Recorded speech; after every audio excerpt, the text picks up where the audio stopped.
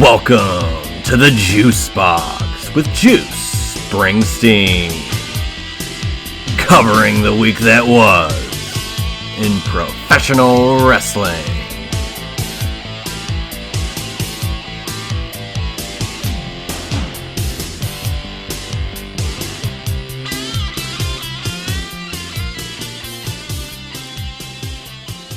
Hello everybody, welcome once again to another edition of the Juice Box. I am Juice Springsteen, here Friday, September 27th, 2024.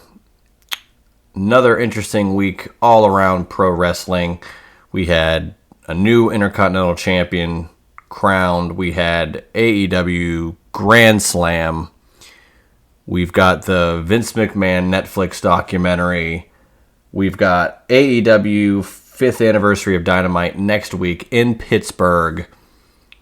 We got SummerSlam. We got a lot of announcements. SummerSlam next year. WrestleMania tickets going on sale. So much to talk about this week. We're probably not going to do any sort of rhyme or reason. I've got a lot of different topics in order, and I'll kind of just run those down. But before we get into any of that, of course, let's get it out of the way. Follow me on Twitter at JuicySteen. Follow me on Instagram at Juicy Wrestling Closet. Subscribe to this show on YouTube at JuicySteen or listen to it on Spotify, JuicySteen.podbean.com, Amazon Music, and Apple Podcasts via iTunes. And if you do listen to it through Spotify or Apple via iTunes, leave a rating and review. 5 stars really would help the show grow. I'd like to shout out the Main Event Maniacs guys, Brian and Jay, for doing wonderful work once again this past week for part 2 of the Cody Roman 2-part series of their WrestleMania main events for Main Event Maniacs. I felt it was a great conclusion to the 2-part series. Of course, I was at WrestleMania 40 for when Cody Rhodes finished the story, so it was really nice to relive it kind of through the lenses, the lenses of, two guys probably watching it at home, seeing a different perspective, guys that have been around watching wrestling since the 80s with a lot more under their belt to where they can view these types of matches and moments in a way that I really can't, because I'm a 90s kid, so I grew up a lot later, and it's just different for me, different perspectives hearing them talk about something current. Of course, we started out Main Event Maniacs with the WrestleMania 3 main event of Hulk Hogan, Andre the Giant, Pontiac Silverdome, arguably the biggest main event in the history of professional wrestling. We will discuss that little tidbit briefly later on, because I did not watch the Vince documentary yet on Netflix. I haven't had the time. It's 6 episodes. I just have not had time to sit down and watch it. That being said, the one clip that did fly around I'm going to mention later on. But for sure, the Main Event Maniac guys have been doing great work. First couple episodes under their belt. Looking forward to seeing what they've got cooking next.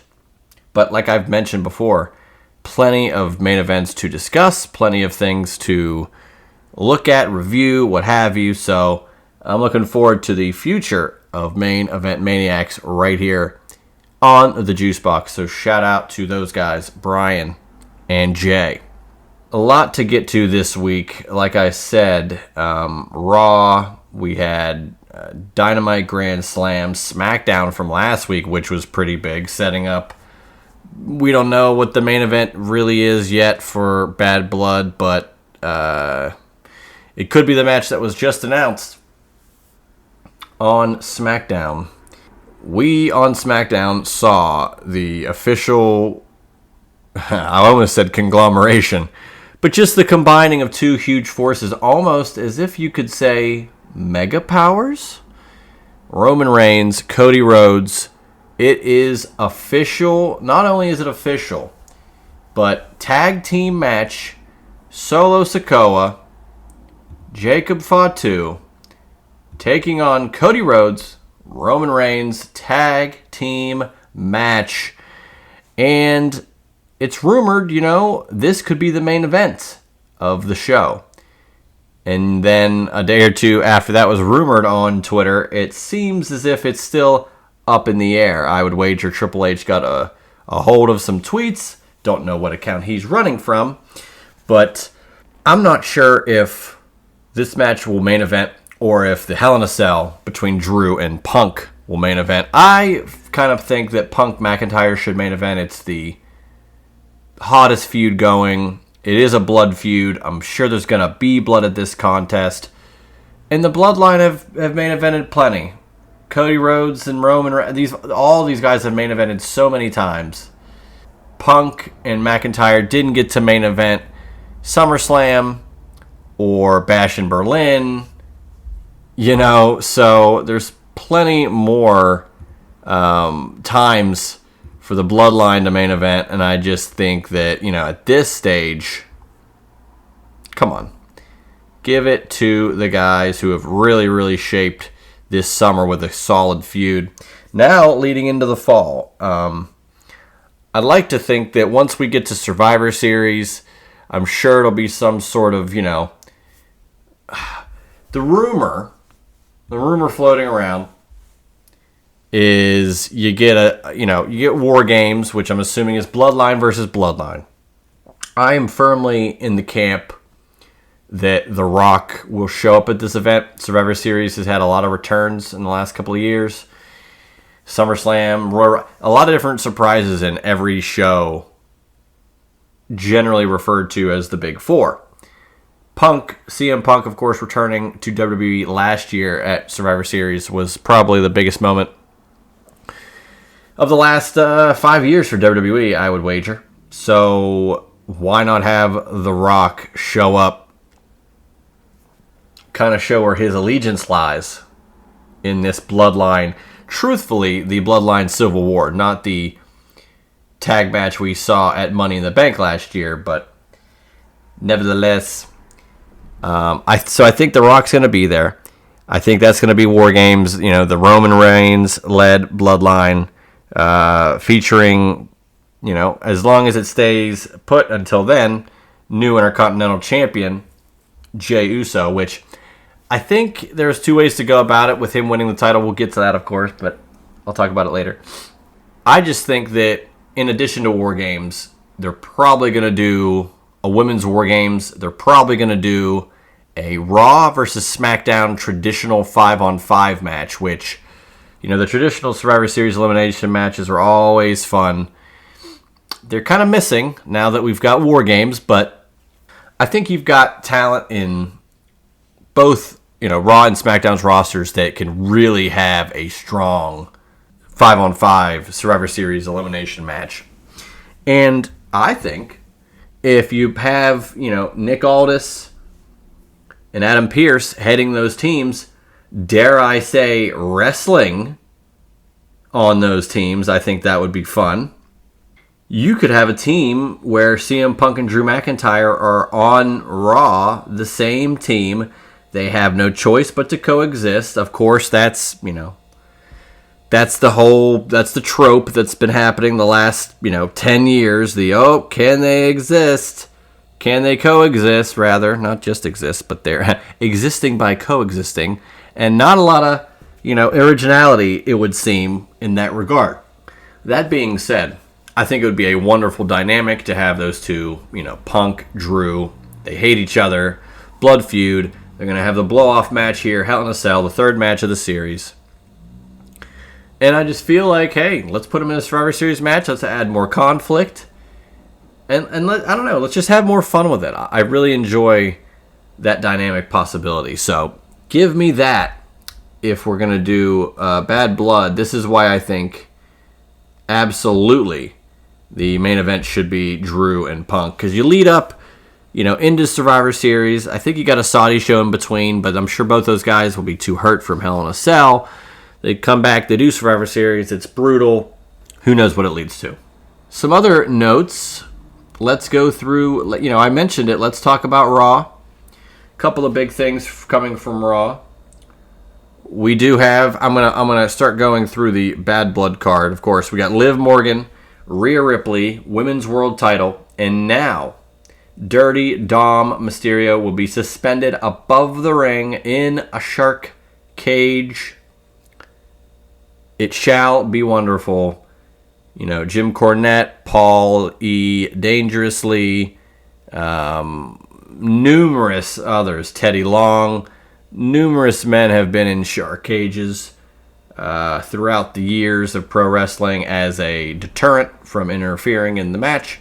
And I think Dirty Dom will still find a way to be dirty and help Liv Morgan retain. Of course, predictions are not happening just yet for this show, but I like the shark cage idea. I think it's perfect for Dom Mysterio. I said this in a Future Sip series, a Future Sip series episode that I recorded. Don't know on the date yet. We will get back to you when we know the date. But when that airs, I kind of went off on a little tangent where Dom Mysterio, he's already at the top of the heap as a not a main event player, but he's in pretty big storylines right now. The women's title storyline, Liv, Rhea. It was a love triangle. Now it's just, swapping to Liv. Rhea's the babyface. But I just looking at his ascension through WWE, I truly believe that Dominic Mysterio could go down as one of the greatest Mexican professional wrestlers of all time. I can't look at him and not see his real father, Eddie Guerrero. It's the resemblance is uncanny, but he's got great work in the ring. It's so wild to see him work in the ring so much better than he did when he first came into the business a couple of years ago. Or not in the business, but in the actual ring, business of it all. But just a wonderful, wonderful ascent to superstardom, I would say. He's probably the biggest heel WWE has. You can't have a Dom promo without the crowd booing him the entire time. Nothing gets out. It's pretty remarkable. In that realm, I just think that Dom can continue this. Imagine when Dom is a babyface and wins the world title. If he can be hated this much, he can be loved even more. And I don't see why he couldn't win the world title. Like his father, Eddie Guerrero. Like his father, Rey Mysterio. I think it would be wonderful.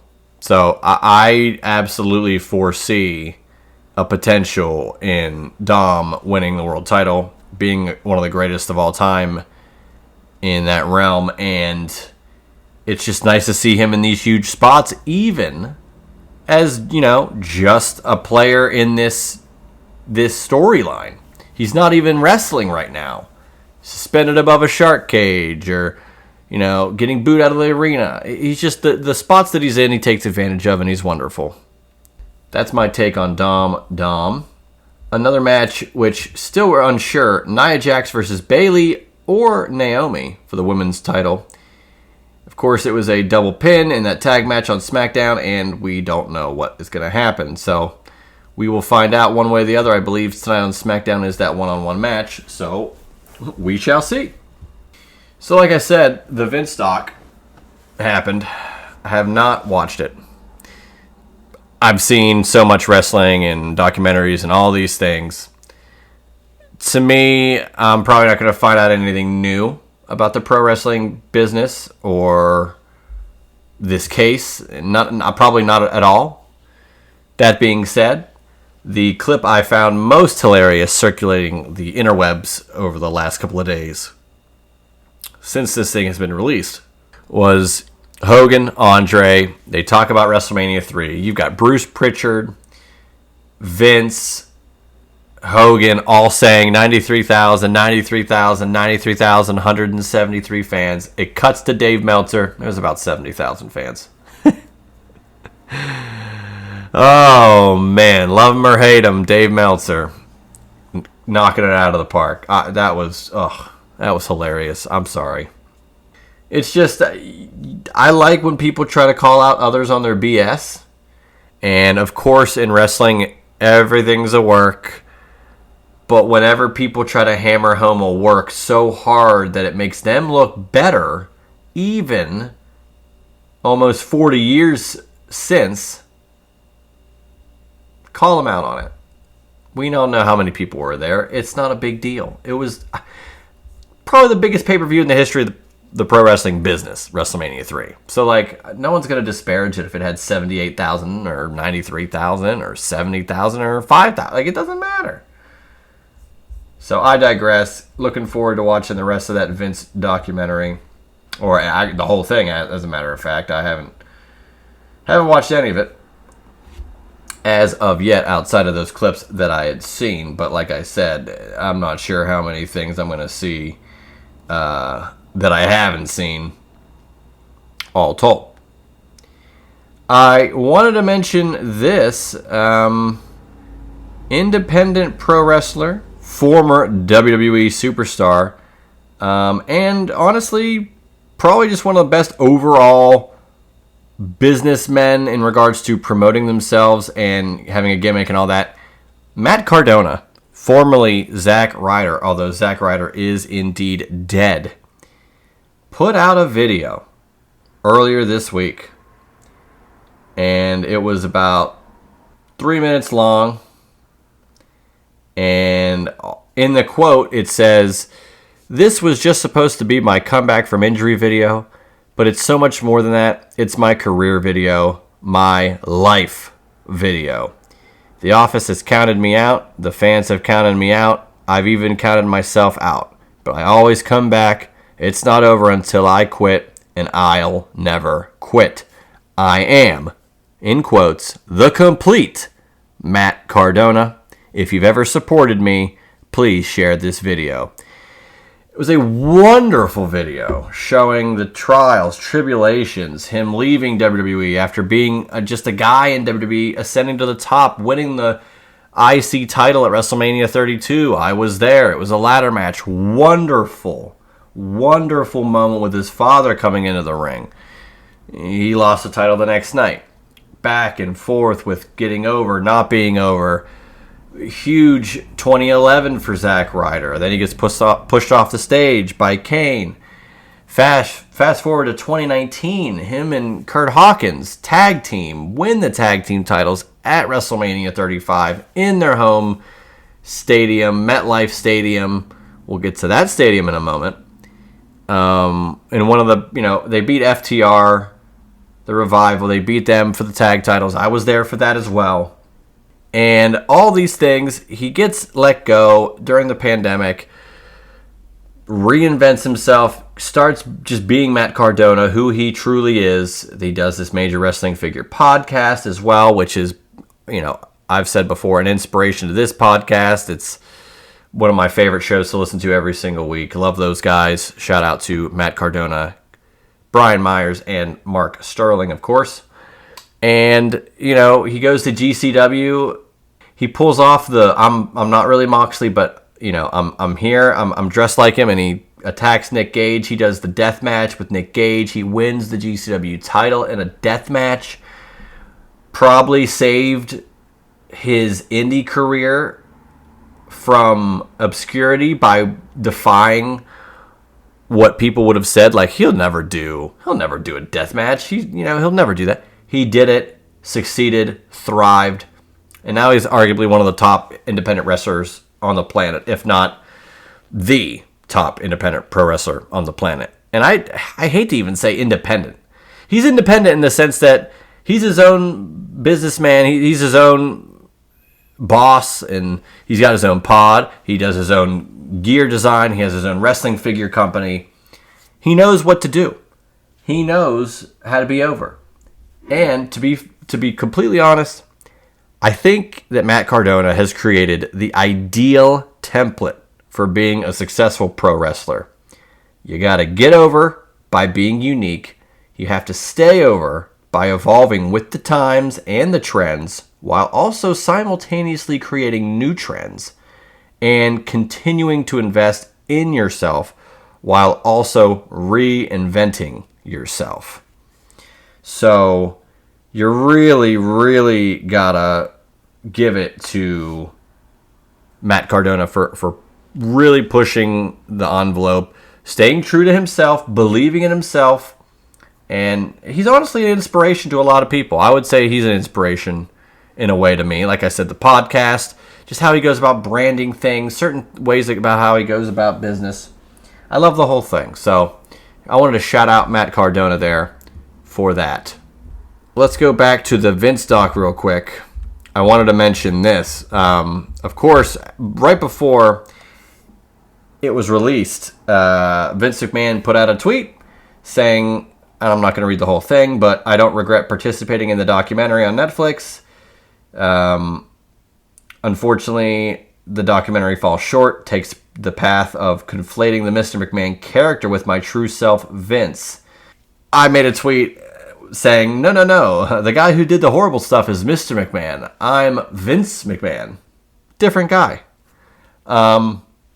Just basically being like, I don't know. This is pretty much the same thing with the Hogan-Gawker trial, where they were like, no, that was Hulk Hogan. I'm Terry Bollea, or stuff like that. When your gimmick is who you are, at this point, and it's tough to defend Vince on that when the Mr. McMahon character was doing sadistic, awful things on screen. Which, by the way, who wrote those shows? Who booked those shows? Who signed off on those? Vince did. So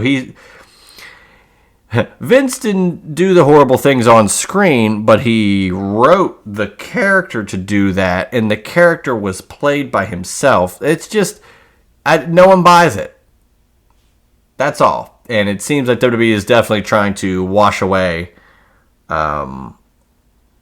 any remnants of Vince these days. And like I said, looking forward to the documentary. I'm sure it's not going to be anything too crazy that I haven't already seen or known, but it'll be riveting to say the least. So I'm looking forward to that. I mentioned MetLife Stadium earlier, and I'm going to mention it right here. It was announced that SummerSlam 2025 will be the first ever 2-night SummerSlam, and it's going to take place at MetLife Stadium in New Jersey, August 2nd, August 3rd. Now, MetLife has housed WrestleMania 29 and WrestleMania 35. I was at WrestleMania 35. And although I was under the impression that SummerSlam 2026 in Minnesota was going to be the first 2-night SummerSlam, it is now revealed that next year's SummerSlam will be the first 2-night SummerSlam event. So, pretty interesting stuff. MetLife is a fun venue. I had a good time at WrestleMania 35. Jersey, New York, solid all the way around. That was my first time to do some Seinfeld stuff. I recently got to go to New York and did it again. But MetLife is awesome. Looking forward to seeing how that shakes out next year. I doubt I will go to that show. I think I'm trying to do WrestleMania next year in Vegas as a baseline. But, I went to SummerSlam this past year. I went to WrestleMania this past year. It's going to have to be something shorter in distance for me to really venture out for it, as it pertains to certain shows to travel to. So it is what it is. Of course, talking about WrestleMania in Vegas, those tickets go on sale about a month away from today. I think it's October 25th, as a matter of fact. Both nights going on sale. Vegas, the on-location packages are insane. You can look that up on Twitter. But, yeah, these tickets are probably going to be astronomical. I likely will just try to do night 2 because I know that it'll be insane, and night 1, although probably still insane, it'll be more worth it to me to not go to the show and save that money and go to the second night. So we'll see how it goes. But I'm curious to see how much these tickets actually cost when they do go on sale. Something else interesting outside of the ring. It seems that AJ Styles' contract with WWE will be up either later this year or early next year, unconfirmed on the specificity of the dates. Don't know if I butchered all that, but damn. I have been under the impression, at some point, I think AJ Styles realizes, hey, I've won the world title here. I've won the WWE title. I had a huge debut, the Royal Rumble. I've done a lot of stuff in WWE. But I don't know how much more higher I can get and how many more main event opportunities will come to me. So why not? Let's see. Here's a two-pronged thing. I think if he does, let's say he leaves WWE, I think AJ Styles should absolutely take a chance and do some work with TNA as they're doing this TNA NXT partnership. I want to hear I am one more time. That would be really cool. However, if they do not get the rights to that song and he doesn't do TNA again, give me AJ Styles 3 years in AEW. He would thrive in AEW, I think. I think it would be a wonderful match. He would have wonderful matches with, God, just imagine AJ Styles versus Will Ospreay. Probably not Danielson. He's probably on the way out. We'll get to that in a moment. But AJ Styles and Swerve. AJ Styles and Hangman. AJ Styles and Okada. Omega versus AJ. Like, did I mention Okada? Okada, AJ Styles. There's so many crazy matches that could take place if AJ went to AEW, and I am so here for it. But much like with Kevin Owens, which I had kind of mentioned, I think, on a previous show, he's carved out a great niche. He had Undertaker's final match. Kevin Owens had Steve Austin's return match from being out of the ring for so long. Who knows if Austin will have another one, so I don't want to say necessarily final, but both these guys, probably two of the top guys that were never in WWE, finally go to WWE and arguably have some of the biggest moments with some of the biggest stars in the history of the business. So, I don't know. It's just really cool to pontificate on where they could go, what they could pull off. I just think AJ Styles in AEW would be thrilling. I think it just absolutely would be the right fit. Give me Mount Rushmore versus AJ Styles. Like, give me both those guys. Give me KO and AJ in AEW and have them man, there's just a lot that could happen there that I would be so thrilled to see. But yeah, it remains to be seen if AJ's contract will be up or re-signed. We shall see. Next week, I can tell you for sure, Last Monster Standing happening on Raw. It is Bronson Reed, Braun Strowman. I think it's just the last man standing match, but Last Monster Standing. I'm sure it will be insane. And, man, it's just going to be wild. These guys have brawled. They continue to have... I kind of correlate it to the Chicken versus Peter Griffin on Family Guy, where no matter where they are, they fought at the beginning of Raw this past week, right in front of Liv and Dirty Dom entering the building. They flew through a merch stand. They continue to fight. They broke a car a couple of weeks ago.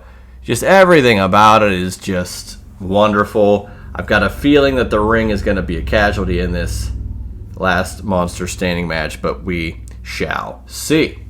Let's go to another interesting potential note. It's rumored that the first Raw on Netflix could go to the Intuit Dome, I believe it's called. The Clippers' new building in Los Angeles, California. Of course, Raw will have 2 hours coming up in 2 years. Coming up in 2 weeks, rather.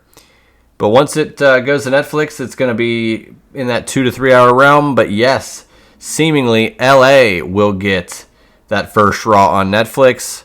Shout out to friend of the show, one-time contributor, Andrew Baydala, who referenced that potentially happening, and he was pinpoint on saying, I think it's going to be the West Coast.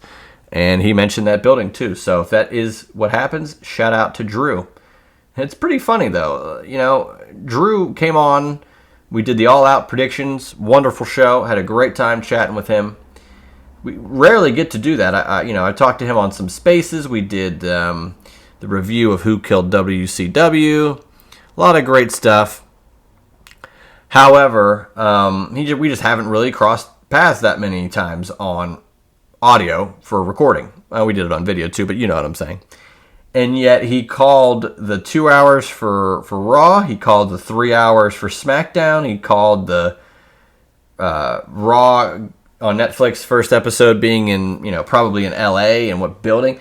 A lot of things he kind of pinpointed in one show that we had. So, maybe Drew and I should work more together, and we'll just have some Nostradamus takes somehow that just cash in. So we'll see. But I'd love to have Drew on the show more. Maybe we'll work together more in the future. But that first Raw on Netflix is going to be... Oh, man. I hesitate to say I can't wait, because it's January 6th. We got Survivor Series, Bad Blood, Saturday night's main event, all in between. I think we even have a Saudi show as well. Just a lot of great stuff happening. But before we close out with some AEW, I'd like to do a little This Day in History. And 2 shows come to mind this day in pro wrestling history, 2 pay-per-views. One being Unforgiven 1999. I'm going to run down this card. Let's see if any of these matches tickle your fancy. Val Venus defeating Steve Blackman in the Curtain Jerker match. D'Lo Brown winning the European title against Mark Henry. Jeff Jarrett getting DQ'd against China in the IC title match. The APA defeated the Dudleys. Ivory defeated Luna Vachon for the women's title. The New Age Outlaws pinned Edge and Christian for the tag titles. Al Snow, Big Boss Man, hardcore title. This was the Kennel from Hell match. Whew. Go out of your way to not watch that match. X-Pac defeated Chris Jericho by DQ, and then a 6-pack challenge. The Rock, British Bulldog, The Big Show, Mankind, Kane, losing to Triple H, who wins the World Championship. I'm not sure if that was his first title win or not, but it was one of the first ones. It might have been the first one. Not too sure. The other pay-per-view that happened on this date, as we record, of course, we're doing this a little early, so if you look this up and it was a day later, remember this is a tape-delayed airing of this show. This podcast airs every Friday, but it can be recorded at any time through the week. Last week it was recorded on Friday. Little peek behind the microphone there. But Extreme Rules 2021. Liv Morgan defeated Carmella. The New Day defeated AJ Styles, Bobby Lashley, and Omos. The Usos defeated the Street Profits. Charlotte defeated Alexa Bliss. Damian Priest defeated Jeff Hardy and Sheamus. Bianca Belair defeated Becky Lynch. And Roman Reigns defeated Finn Balor in an Extreme Rules match for the Universal title. So that was still the Universal title, which is pretty cool.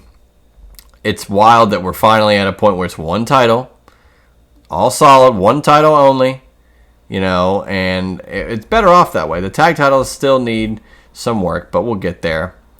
As I check specifically September 27th, I'm not sure if there were any shows specifically on this date as I go through the time, but I will go down and, because it is today, look at some other things, and I don't see any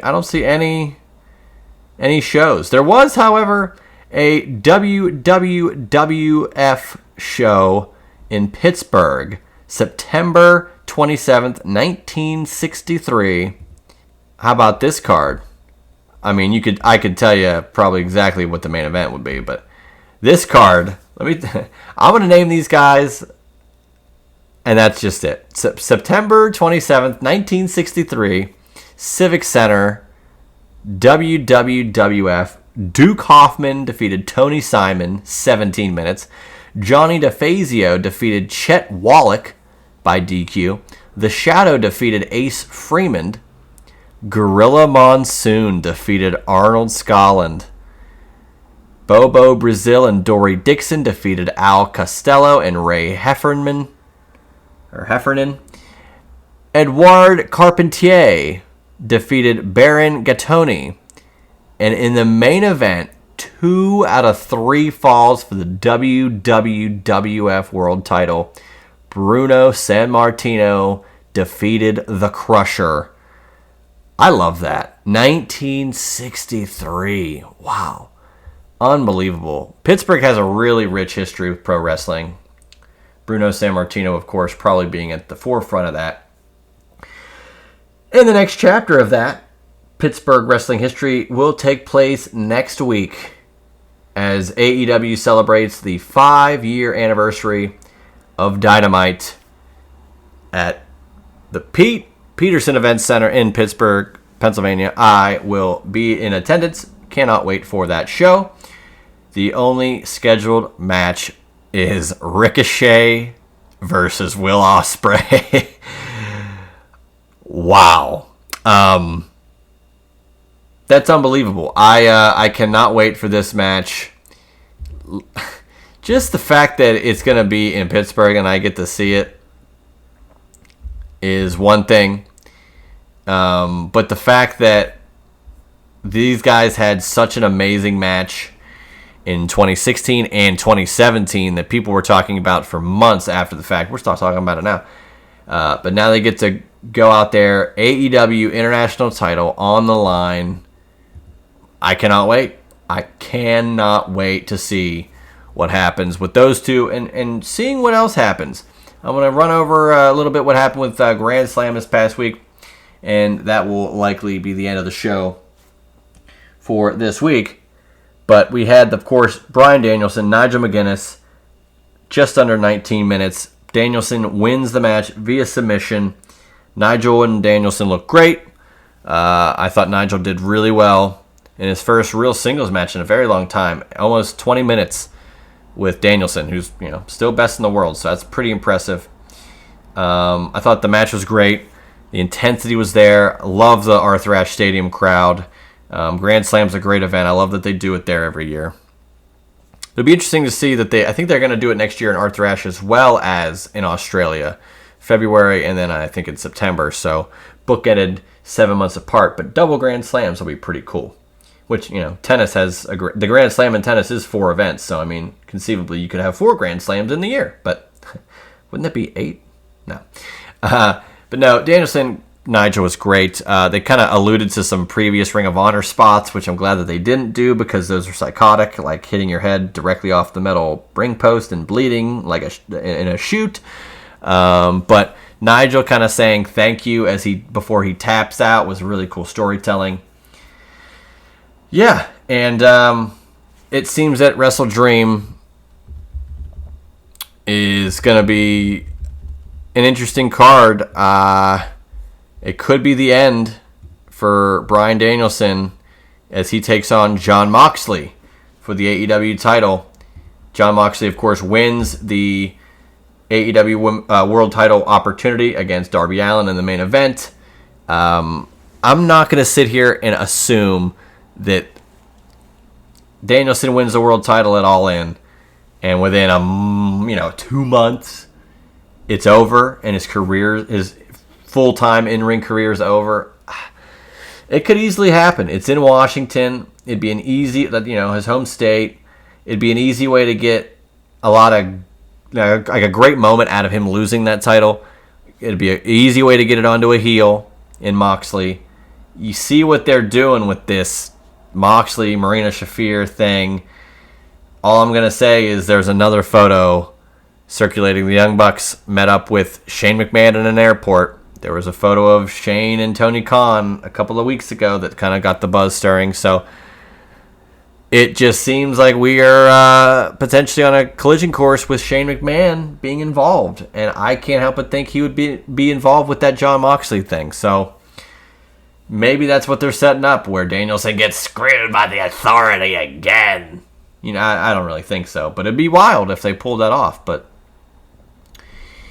the rest of the show I thought was pretty good. Hook defeated Roderick Strong to retain the FTW title. And then finally, honestly, he promptly retired the FTW title, handed it over to his father, Taz, and they had a great moment outside of the ring, embracing, officially retiring that title. So, finally, one less championship to be won in AEW. It's a start. It's a start. Mariah May defeated Yuka Sakazaki to retain the AEW Women's title. It was okay. I would more here for Mina Shirakawa and Mariah May having a feud for the rest of the year. So, and you know, Toni Storm will get back in the fray, I'm assuming. But until then, Shirakawa and Mariah gonna do some good business. The Young Bucks, of course, mentioned them earlier. They defeated Kyle Fletcher and Will Ospreay to retain the tag titles. Don't know what's next for the Young Bucks. They're still champions. Jack Perry, as far as this recording is concerned, is still the TNT champion, so we'll have to see what goes on. And like I said, Ricochet, Will Ospreay, the only matches announced thus far for the Dynamite 5-year anniversary happening in Pittsburgh next week. So a lot of cool things happening this past week. I mean, between the documentary and the tickets going on sale for shows, announcements for shows coming up, we had Main Event Maniacs, which of course swept the whole wrestling world by storm. Shout out to Brian and Jay. We talked some Drew, Baydala hitting some key points on a lot of news topics this week. Just a lot of cool stuff happening this week in the world of the Juice Box, because we are more than just a guy and a microphone and a podcast. We're a little community. You know, I got a lot of different contributors to this thing.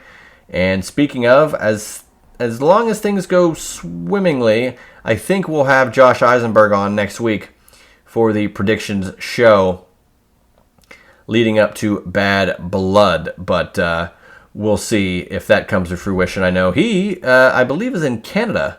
So, Canada. Shout out to Josh Eisenberg. But yeah, a lot of different things going on here in the world of the Juice Box. But like I said, I think last week I recorded, I don't know if I actually mentioned it, but I did record a future Sip Series episode. It's in the can until I believe I'm going to be on this person's show in the future. And when that happens, we're going to kind of cross-promote that week. So I think it'll happen in about a month, maybe a little less, maybe a little more. It'll be before the end of the year, I can tell you that. But it's a Sip Series, great conversation. It will be audio and video, so you can check that out on YouTube when that happens. Like I've been saying, I don't necessarily think that the video portion of the Juice Box is going to be every time. Because, I mean, clearly we're doing audio here, and we always do audio every week regardless, but when it calls for video and we have video to air, it will be aired. So hopefully you guys enjoy the audio and video portions of the Juice Box whenever it comes into your feed. So hell of a week this week. We got a big week next week with Dynamite in Pittsburgh, 5-year anniversary. We got Bad Blood next Saturday. A lot of cool stuff down the pike. Check out the Vince documentary if you haven't, if you got Netflix. But as always, check out the Juice Box, which happens every single week right here on Apple Podcasts, Amazon Music, JuicySteen.podbean.com, YouTube at JuicySteen, and of course on Spotify. You can follow me on Instagram at Juicy Wrestling Closet, and as always, chat with me and follow me on Twitter at Juicy Steen. So, I am Juice Springsteen. Hope you guys enjoy your weekend and every single weekend that you get to enjoy pro wrestling. Got football going on in the fall. A lot of great stuff to keep your interest peaked. So, until next week, I'm Juice Springsteen, and you've been listening to The Juice Box. That was The Juice Box with Juice Springsteen. Make sure to subscribe to The Juice Box wherever you listen to podcasts.